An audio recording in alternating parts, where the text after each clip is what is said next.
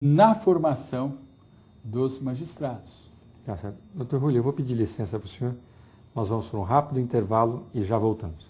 Estamos de volta com Frente a Frente para a Justiça, nesta oportunidade trazendo a entrevista do Dr. Julio Júnior, o novo diretor da Escola Paulista da Magistratura.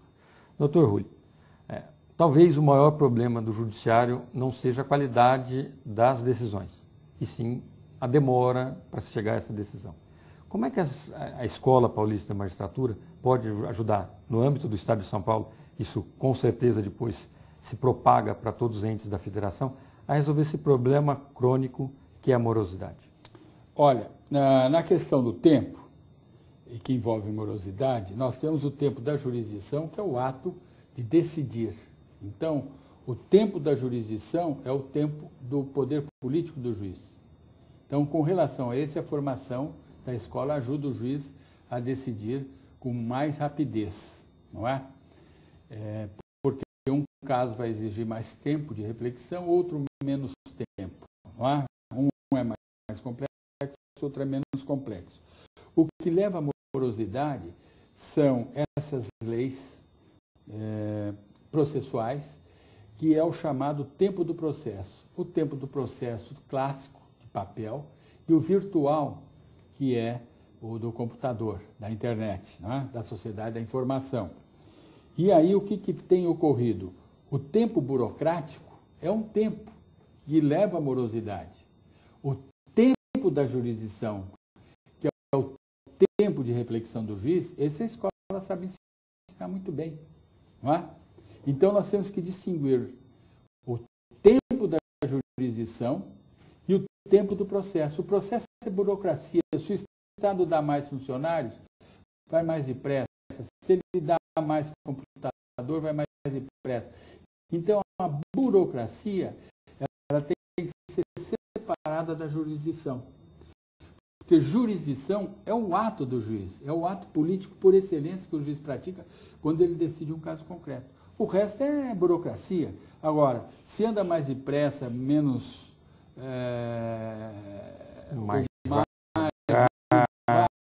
Não adianta, porque é um aspecto burocrático. Depende a burocracia do próprio Estado. Na opinião do senhor, doutor, esses dois tempos, qual é o fator preponderante para esse acúmulo de processo? É o burocrático, o tempo burocrático, o tempo do processo clássico ou do tempo do processo virtual. Então, na opinião do senhor, também uma outra alternativa é apresentada por vários estudiosos que dizem que o juiz tem que se tornar cada vez mais também um gestor, um administrador. Esses funcionários que o senhor se referiu, motivá-los, fazer com que eles tenham assiduidade, competência, eficiência. A escola também vai trabalhar com isso lá. Trabalha com esse aspecto no sentido de mostrar que a administração da justiça, no sentido de burocracia estatal, não é? Ela tem que ter um entendimento, uma compreensão fora até do âmbito burocrático. Porque eu posso ter um cartório que funciona muito bem, que deveria ter 10 escreventes, e tem 5 que funciona super bem. Devia ter 10 oficiais de justiça e tem 5. Não é? Então não se justifica um oficial de justiça com mandado de citação expedido em setembro, integre em setembro para que ele cumpra, e ele só vem a cumprir isso em janeiro.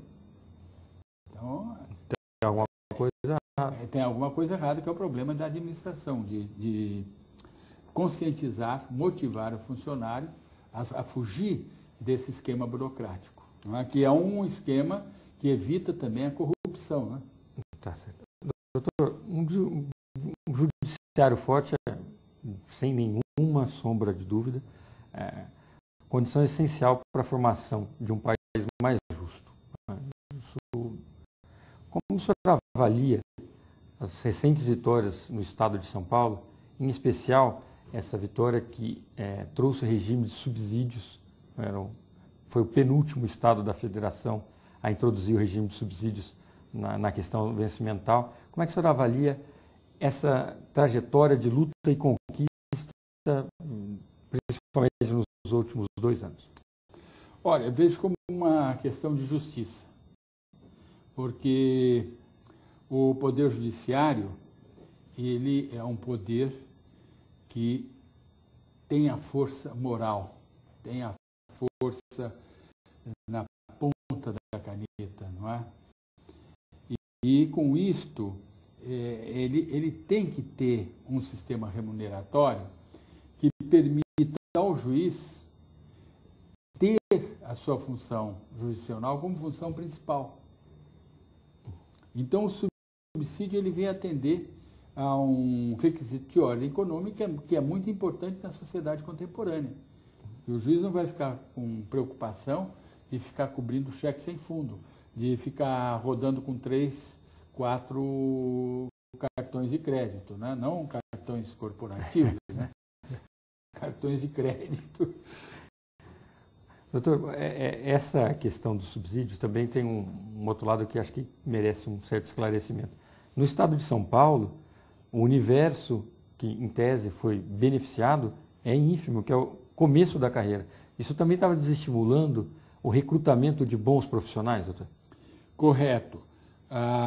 No estado de São Paulo, os juízes estaduais começavam com um patamar de R$8.000, R$9.000.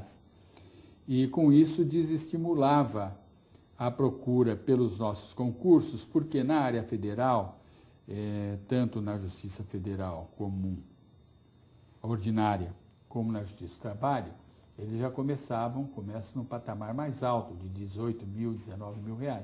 Não é? E o estímulo, não que o vencimento venha se constituir numa forma, não é, de atrair o candidato, mas é uma maneira de se avaliar, não é, os critérios para escolha ou da Justiça Estadual, da Justiça Federal ou da Justiça do Trabalho. Alguém é vocacionado para a magistratura, só que uma magistratura tem uma remuneração maior, não é? Então, a tendência é um patamar idêntico para a Justiça Comum, a nossa Justiça Ordinária da União e a Justiça do Trabalho. Começar a carreira no mesmo patamar de remuneração, que é o correto. Aliás, o juiz estadual, não custa lembrar, né, doutor, ele tem uma jurisdição aí residual, que ele acaba fazendo o trabalho do juiz do trabalho. A magistratura plena no Brasil é exercida pelo juiz estadual. Acaba fazendo questão previdenciária no interior, tudo né, eleitoral, né, quer dizer, há um acúmulo de função, e ganhando, às vezes, um terço que se ganhava antes. Correto, correto. Tá certo. Doutor, a PAMAGES, né, de que forma que essa entidade de classe, que é o braço político do Poder Judiciário no Estado de São Paulo, pode colaborar na formação do magistrado?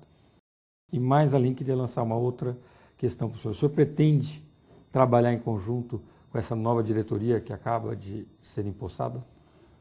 Nós tivemos já na gestão do desembargador Sebastião Amorim, que foi o ex-presidente agora da PAMAGES, um programa de colaboração, de intercâmbio, que nos beneficiou da mesma forma que beneficiou a Associação Paulista de Magistrados. O atual presidente, o desembargador Henrique Nelson Calandra, ele disse uma coisa muito importante na posse, no Monte Líbano. Ele disse que nós não somos uma associação meramente corporativa, não é? Mas realmente nós temos finalidades políticas na nossa associação.